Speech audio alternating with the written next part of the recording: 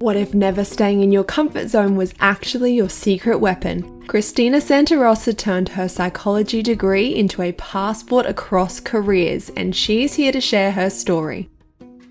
Professionally Psyched is the podcast that brings you cutting-edge psychology research and real-world insights from our psych community of clinicians, researchers, and educators alike. In our special alumni spotlights, we chat to graduates from our psychology degree programs about how their skills learned in the classroom have become powerful tools supporting diverse career journeys and successes.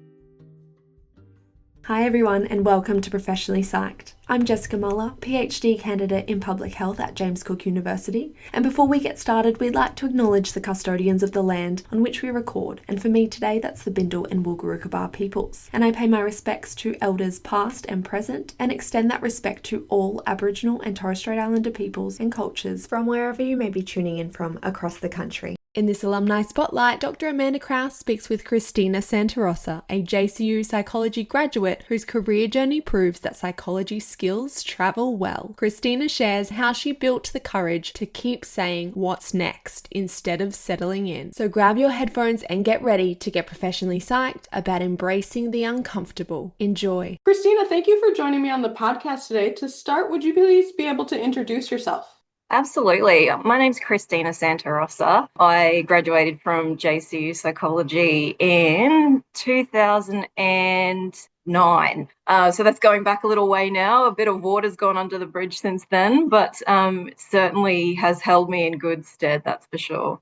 Speaking of that sort of time, can you tell me a little bit more about your career journey since graduating with a degree in psychology? Absolutely. It's been pretty colourful, I have to say. My first role after graduating, I actually got accepted into a graduate program with the Australian Taxation Office, and that was kind of more focused towards business management. And I did that graduate program and I stuck around in a couple of different roles with ATO for about 3 years. And I worked out that that wasn't really the industry that I sort of saw myself in long term. And then I had a huge gear change and moved over to the not-for-profit sector. After my psych degree, I went on and with JCU, I did an MBA and a Master of Conflict and Dispute Resolution. I guess that gave me a window of opportunity to explore other career paths, which I ended up pursuing a career in family dispute resolution. So for the past 9 years, that's what I've been doing, mediation with parents post-separation regarding parenting plans, children's matters, and also property settlement mediation. So that took me in a completely different direction and I absolutely loved it. And up until recently, that's where I had been. And then I sort of felt like it was time for a change. And I've just recently accepted a position with Sharehouse Youth Programs as their Chief Executive Officer. So that's another change of pace for me, but I'm so far absolutely loving it. I'm 3 weeks into the job, lots and lots to learn, but I've started a few new things before and those skills sort of are transferable. So I'm really enjoying it. And what will your work with Sharehouse involve now? So I guess it's that step away from the client-focused work, more into a management position, more into strategic direction and using those different skills that I learnt through the MBA, but also, those fundamental skills that I acquired through the Bachelor of Psychology, but also the dispute resolution skills. It all sort of ties into that management space.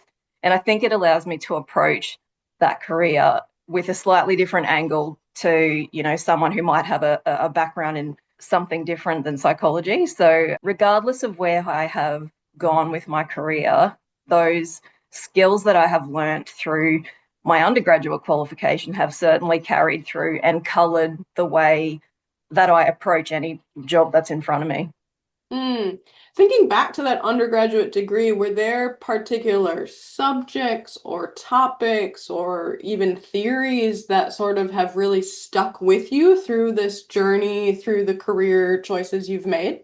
Yeah, absolutely. Definitely with the family dispute resolution role, a lot of that development across the lifespan, attachment theory was a lot of what I was drawing on in that role. I also really loved personality psychology. I thought that was just fascinating. I loved evolutionary psych. When I first enrolled at JCU, because I was straight out of high school, I just didn't know what I wanted to do.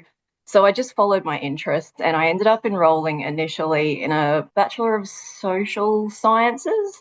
So it was really broad. And by the end of the first semester, I think I had done anthropology, politics, sociology, maybe did a crim subject, and Psych 101. And by the end of that first semester, I knew that psychology was where I was most interested. So when I started looking into that further and I realized just how many subjects fall under that degree, I thought, I could definitely sink my teeth in there. There's a lot of space for branching out and finding a niche within that sort of disciplines. So that's what happened by semester 2. I was doing a Bachelor of Psychology, and I kept at it for the next 3.5 years, and here we are.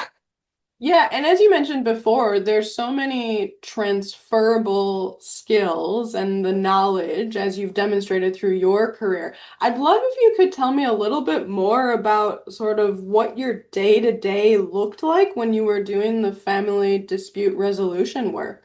Yeah, absolutely. A big part of FDR, family dispute resolution, is about assessment, and that assessment is hugely focused on safety. So, the safety of the children, the safety of the parents. There's, in that space, unfortunately, you see a lot of domestic and family violence and child safety matters and mental health and substance misuse, and a lot of complicating factors come into family dispute resolution. And so I guess having a background in the various aspects of psychology really enabled me, I guess, to have that awareness of what could be impacting people's decision-making ability, and I guess helping me speak with them and inquire with them in a way that was curious and non-judgmental, and just to try and, get an understanding of where things were at for them currently, what was working well, what wasn't working well, what are the opportunities for trying something new, and all at the same time as holding that space is, I guess, changing the conversation into something that was very child-centered. So speaking with parents who are going through probably one of the toughest things that will ever happen to them in their lives, in a time where it's so important for them to put on their own oxygen mask first, to be able to hold space for that conversation, as well as approach the mediation with a really deep sense of what are your children's interests and needs right now, and how can we support you to be able to fulfill them in the way that you want to, and how can you work with the other parent, when there's all these other complicating factors and they're not your favorite person right now and the feeling's mutual. How do we overcome that, to maintain a focus on what you want for your family? It's you and your partner now have different lives, but your children have one childhood, and how can we make that experience, as seamless or as close to how it would have been as possible? Hmm. What's your top tip for people? I'm thinking, in family resolution, you're dealing with a lot of conflict, but that's not the only career where we will face conflict. And Yeah. so how do you navigate holding space for people to have those productive conversations? Yeah, look, I think a lot of it comes down to giving people a space to be heard, because if they don't feel as though they've been able to tell their story and have a space where they can do that without judgment, you're not going to be able to keep any traction with someone who doesn't feel like they've been heard. So step one, just be really open, have a really open conversation with them about where they're at, what they feel they need, what they identify as their struggles, and a lot of family dispute resolution is about referring to other support services too, and just acknowledging where the boundaries of that role is and when you need to refer on. But it's like that in any profession, right? You don't give advice outside of what you're qualified for. So yeah, a lot of referrals happen in that space. Mm. It sounds quite collaborative. You might think of it as argumentative at first glance, but it's actually quite collaborative, it sounds like. That's right. It is hugely collaborative. And when I was managing the Family Relationship Centre, another hat that I wore was coordinating the family law pathways network, and there's, gosh, I can't remember how many regions around Australia, but a lot of regions have a family law pathways network, which is focused on collaborative practice between family law sector and social services support, and just, I guess, getting professionals from that whole umbrella of services talking to each other and knowing what services are available and how to better support the parents that we're working with. So yeah, collaboration is a huge part of that space. Mm.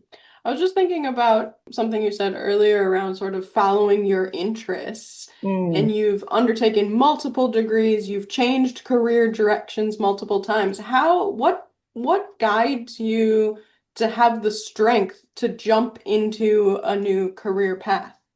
It's interesting because, looking back, it certainly looks as though I've taken a few different turns. I guess underlying all of it has been a sense of following my interests at the end of the day. And that thread has been consistent throughout. And I have to say, especially for, people just coming out of high school, or even if you're starting again and you're not quite sure where to start, at no stage in my career have I actually known exactly what I want to do. And that remains the case. And I have to say that that's okay. At every stage, I've made decisions based on my skills, my interests, my knowledge. How do I challenge myself? I'm really passionate about learning, very curious learner. And yeah, that's scary. It's scary because I feel like I've kept pushing those boundaries of, I've never been in my comfort zone. And when I start feeling like I'm too much in my comfort zone, I start thinking, right, I don't want to get bored. What's next? So that's kind of what's happened. I love that. I love that you keep pushing yourself into new things. One of the questions I like to ask people is sort of to think about from the work that you've been doing in the space that you've been in, what do you see as a current really big issue that our next graduates might be able to help tackle? That's a really good question. I think having just moved over into the youth and working with young people at risk space, there seems to be a really big gap in support services that are available for people who aren't either children or adults.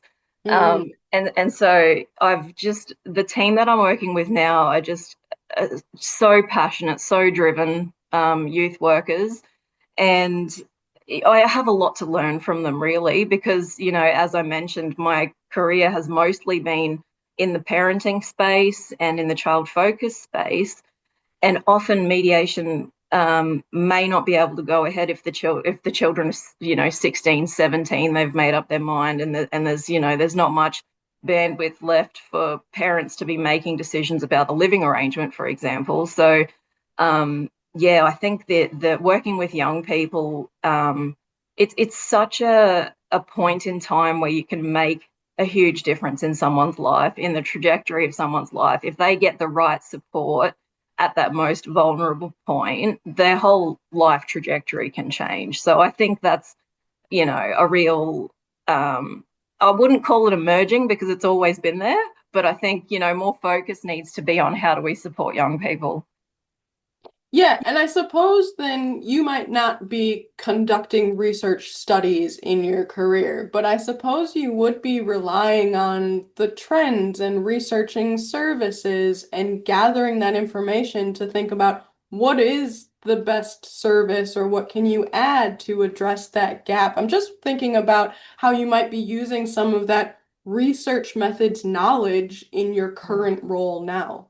Yeah, absolutely. Maybe not so much methods, but definitely, a really great way for practitioners to keep abreast of, evolving trends in the industry is to be attending conferences. And ones that I've particularly found great is the Australian Institute of Family Studies Conference, the Family and Relationship Services Australia Conference.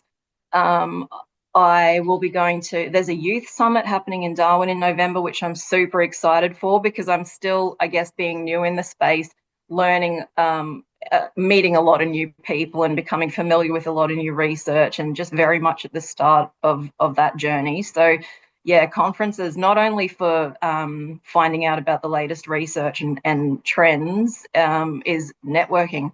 and meeting people in that industry and finding people who you can call on when you're stuck, and vice versa. So, there's a lot of value in that aspect of networking, as well as, being at the conferences and hearing the latest papers.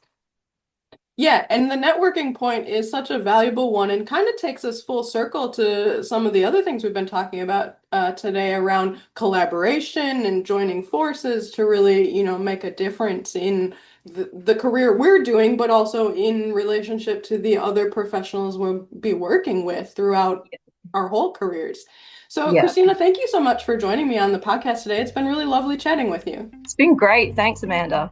Thanks for listening to Professionally Psyched. This podcast wouldn't be possible without the ongoing support of our Psych community. If you'd like to show your support, or if you want us to cover anything on the pod, reach out via our emails, and don't forget you can listen to full episodes on Spotify.